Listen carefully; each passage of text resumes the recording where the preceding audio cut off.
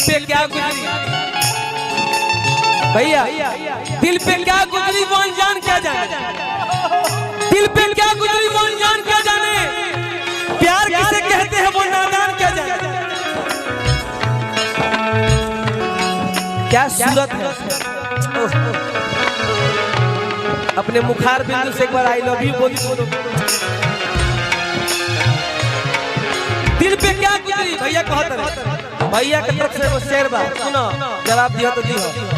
दिल पे क्या गुजरी वो अनजान क्या जाने, प्यार किसे कहते हैं वो नादान क्या जाने। हवा के साथ उड़ गया घर इस परिंदे का, कैसे बना था घोंसला वो तूफान क्या जाने। प्यार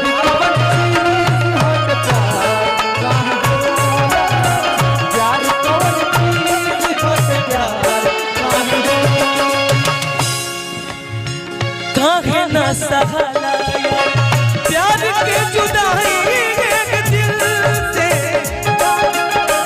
काहे ना सहाला प्यार की जुदाई। आखिर मेरे में क्या कमी थी, मैं पैसे वाला नहीं था भैया है।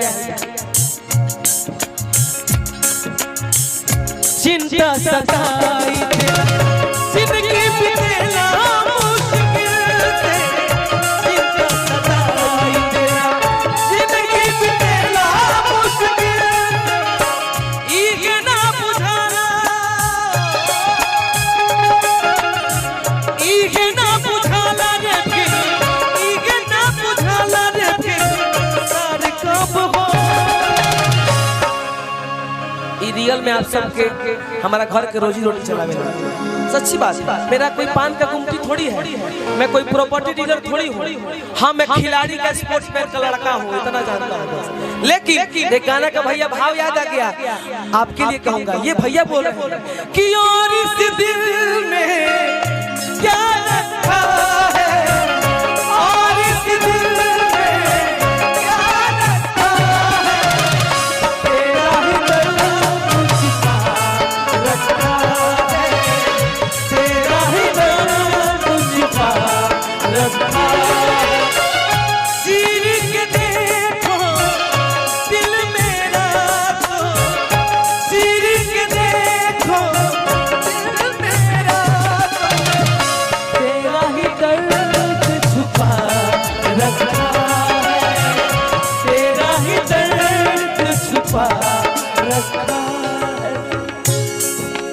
याद पारी भैया उस समय जब दिल्ली के राजीव चौक कनाट प्लेस गए हैं हम सब, जहाँ झंडा फहरा सीपी पालिका मैदान।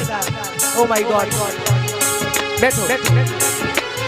याद पारी उस समय जब लड़का कोनो लड़की के गोदी में पार्क में सुतल होके, बार तुमरा हुआ कोनो लड़का लड़की के साथ रेस्टोरेंट में जीरा राइस, कढ़ाई पनीर, बटर रोटी, पिज्जा खैले होके लड़कियां छोड़ के चल जाई तो दिल में दर्द होई कि ना होई ना। एगो गाना का धुन और याद आ गया, दिल का आना हाय हाय, दिल का जाना हाय हाय, दिल का आना हाय हाय, दिल का जाना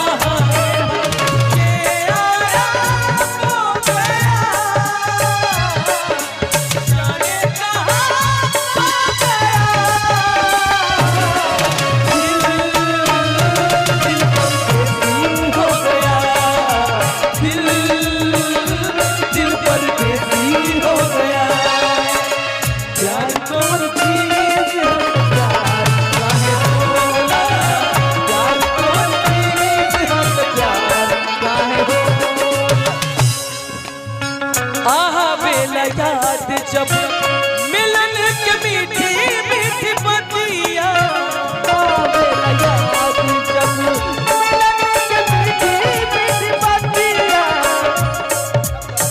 हंसी को भी रोई पड़ी के प्रेम महल पतिया, हंसी को भी रोई पड़ी के प्रेम महल पतिया। अंतिम बातें मंच के कोनो लड़की जब छोड़ के जात होके मन में केहू के सरकार तुम मुझसे प्यार करो या ना करो ये तुम्हारी मर्जी थी। मैं तुमसे उस वक्त भी प्यार करता था, आज भी प्यार करता हूँ और मरते दम तक तुमसे ही प्यार करूंगा। लड़का कितना पागल बा, बस प्यार में गले मिलना है दिल से दिल टच होना चाहिए। लगे कि कोई दौड़ के आ रहा है। मैं पर्वत हूँ, पहाड़ हूँ। आज ये पहाड़ है जी, काला पहाड़। मैं काला पहाड़ हूँ मान के चलो, और तुम उजली पहाड़ी हो। आज मिलन होना चाहिए, पहाड़ को हिला दो, सामने से आओ इतना तेज दौड़ के कि लगे कि आज मिलन हो रहा है।